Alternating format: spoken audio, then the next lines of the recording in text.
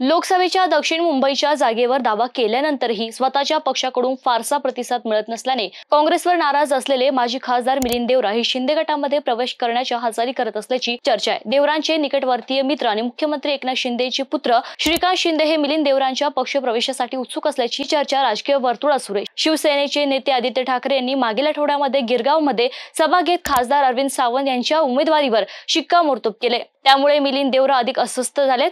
यानंतर त्यांनी सोशल मीडियावरून केलेल्या पोस्टमध्ये दक्षिण मुंबई मतदारसंघात मागील 50 वर्षांपासून काम केल्याची आठवण करून दिली। त्यामुळे या मतदारसंघावर आपला दावा प्रबळ ठरतो असा युक्तिवाद करताना दक्षिण मुंबईचा मतदारसंघ काँग्रेसलाच मिळाला पाहिजे असं म्हटलं होतं। मिलिंद देवरा दक्षिण मुंबईच्या मतदारसंघासाठी आग्रही असले तरी उद्धव ठाकरे गट ही जागा सोडण्यास तयार नाही। मागील 2 निवडणुकींमध्ये शिवसेनेचे अरविंद सावंत या मतदारसंघातून निवडून आले आहेत। देवरा आग्रही असले तरी काँग्रेस या मतदारसंघासाठी फारसा आग्रही दिसत नसल्याने देवरा नाराज आहेत।